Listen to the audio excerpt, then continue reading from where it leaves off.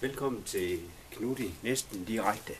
Min normale håndholdte kameramand, Børge, er desværre blevet syg, så det bliver lidt mærkeligt klip nu her, men vi klarer det hele selv. Vi skal selvfølgelig sende i Knutti næsten direkte. Og i dag drejer det sig om drivhuset. Vi tager en vandring igennem haven, som er ved at blive lagt om, og så ser vi lidt på drivhusets glæder.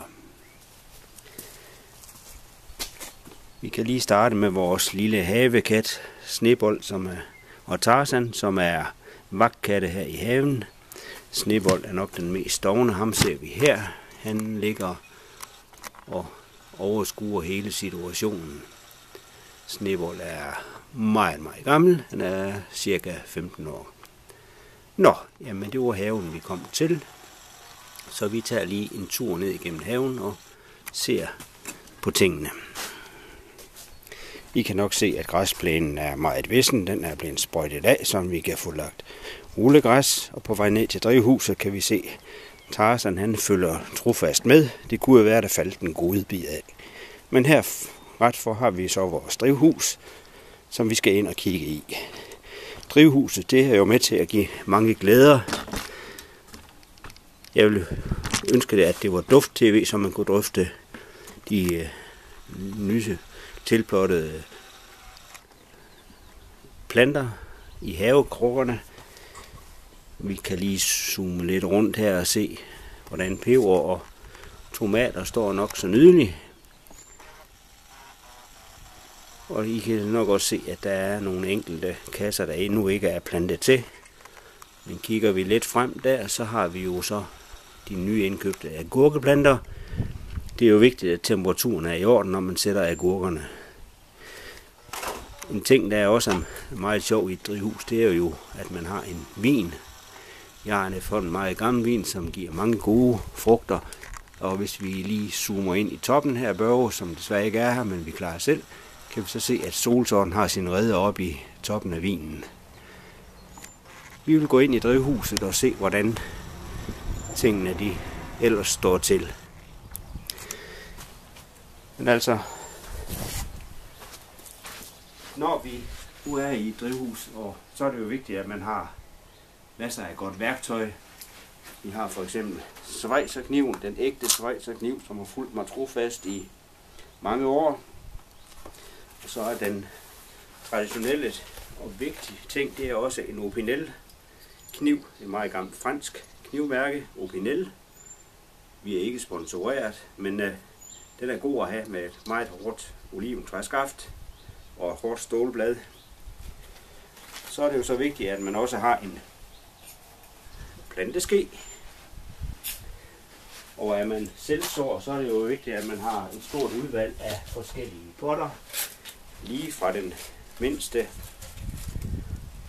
mindste lerpotte til den store lerpotte. Diverse små plastikpotter. Leafy-potten, som også er en god ting. De bliver efterhånden møre, men I kan se den indeni her. Den holder på fugten. Men ellers så kan vi jo se, at der står masser af tomater. Vi har en lille rest af tagetes, de øvrige er plantet ud, men det kan man med fordel selv så. Om efteråret, der tager man frøen af, og så tørrer man dem, og så er de klar. En god ting, det er, at man kan lægge dem i et kaffefilter. Den suger fugten, og så er de friske til foråret, så man kan starte med at så dem inde. En anden ting, som vi har haft fornøjelse af i år, det er, at jeg har lavet mine egne tomater. Det er sjovt at prøve selv. Vi har snackpeber, som også er taget af frø, som er tørret fra, man køber ned i supermarkedet. Der er chili, og der er palmekål, noget nyt, men de kommer ikke for godt, men det er en satsning. En vigtig ting i drivhus, det er jo også, at man vander godt. For her har vi jo så et skræk eksempel på, hvordan man kan se, at en purløg, der ikke har fået vand, simpelthen bare visner. Det er jo ikke så smart. Så husk endelig at vande rigeligt. Og det er jo derfor, vi står i plantesække, i kapillærkasser, som altid er fyldt op med vand og gødning. Så passer det sig selv. Det man skal huske, det er, at man fylder vand i hen ad vejen. En anden ting, det er jo så har vi jo så lige i dag købt agurker. Vi har en helt ny ting, der hedder en citronagurk. En lille gul agurk, som bliver 7-8 cm, som er fantastisk i salat og på brød.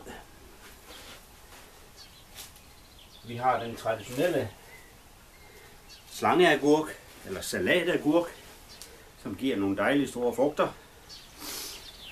Og til sidst så har vi den allervigtigste, synes jeg, og det er miniagurken, eller kaldet skoleagurken.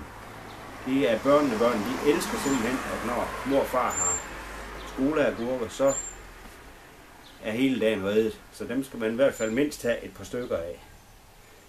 Det er nogle gange svært at sætte begrænsninger for, hvor meget man skal have i et drivhus, fordi hvor man det nu også er spist. Men hele showet, det er jo, synes jeg, at få forskellige tomater, som smager godt i tomatsalat, eller i den almindelige salat, eller bare gå ud og plukke en god cocktailtomat en eftermiddag. Så drivhusets glæder, det er ikke at forglemme. Ja, men så har vi jo så krukkerne, som skal bæres ud i dag og sættes på plads nu og vejr, så temperaturen ved at være i orden. Det blæser ikke for meget. Som I kan også se her, det er, at der er lagt sand i bunden af drivhuset. Der er lagt fliser nogle steder, andre steder mangler det, men der skal være fliser i det hele. Det synes jeg, der er perfekt, når man skal have det hele til at fungere, og man godt kan sætte i sit drivhus. Men ellers så vil jeg ønske jer en god sommer her fra Knutti, næsten direkte fra mit drivhus. God sommer.